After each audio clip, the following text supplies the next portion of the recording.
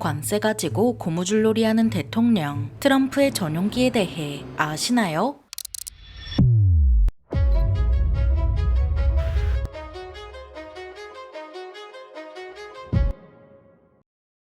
안녕하세요. 지식스토리입니다. 이번에는 트럼프 포스 1, 트럼프의 전용기에 대해 알아볼 텐데요. 현재 트럼프 대통령은 에어포스 1이라 불리는 대통령 전용기를 이용하지만 대통령이 아닐 때는 보잉 757-200 전용기를 이용했습니다. 트럼프 포스 1이라고 불리는 보잉 757-200 전용기 내부는 평범한 여객기와 달리 전용 침실과 거실까지 있고 좌석 안전벨트 버클과 일부 좌석 장식에는 24K 금이 사용될 정도로 호화 그 자체입니다. 이 밖에 화장실 세면대와 수도꼭지도 금으로 만들어졌으며 침실과 집무실, 손님방에는 최고급 나무를 썼고 심지어 기내 영화관까지 있는데요. 부의 상징과도 같은 트럼프 포스 1은 트럼프가 대통령에 당선되기 전 선거운동을 할 때도 자주 타고 다녔죠. 트럼프가 후보자일 때 현지 언론과 한 인터뷰에서는 자신의 전용기를 두고 이렇게 말했습니다. 롤스로이스 엔진을 장착했고 기체는 에어포스 1보다 크다. 세계에서 가장 호화로운 제트기로 디스커버리 채널에도 소개됐다. 여기서 롤스로이스가 왜 나오나 싶지만 롤스로이스는 옛날부터 항공기 엔진을 만들어 왔고 그 품질도 뛰어나기로 유명했는데요. 그래서 트럼프가 자신의 전용기에 롤스로이스 엔진을 장착했다고 자랑한 거죠. 하지만 롤스로이스 엔진을 자랑한 게 무색하게 2020년 대선에서 지고 트럼프 포스 1은 엔진 등 일부 부품이 파손돼서 뉴욕 스튜어트 국제공항에 머물렀습니다. 엔진을 교체한 뒤에는 새로운 도색 작업을 위해 루이지애나로 이동했고 전용기 개조 자금이 필요하다며 지지자들에게 기부해달라 하기도 했습니다. 당시 트럼프는 자신의 선거 조직인 세이브 아메리카 PAC 회원들에게 이메일을 통해 현재 새로운 트럼프 포스 1을 만들고 있고 수리는 비밀리에 진행되고 있다며 기부금을 모으기도 했는데요. 트럼프는 자신의 SNS인 트루스 소셜에 트럼프 포스 1 사진과 영상을 올리면서 자신의 전용기는 완전히 현대화됐고 루이지애나주에서 다시 하늘로 돌아갈 준비를 마쳤다고 전했죠. 새롭게 단장한 트럼프 포스 1은 금색 페인트로 적은 트럼프 석자가 포인트로 꼬리에는 국뽕 가득하게 미국 국기를 그려 넣었습니다. 하지만 트럼프가 미국 대통령이 된 지금 트럼프 포스 1은 잠시 뒷전이고 새로운 에어포스 1을 기증받아 도입한다는 소식이 들려왔습니다.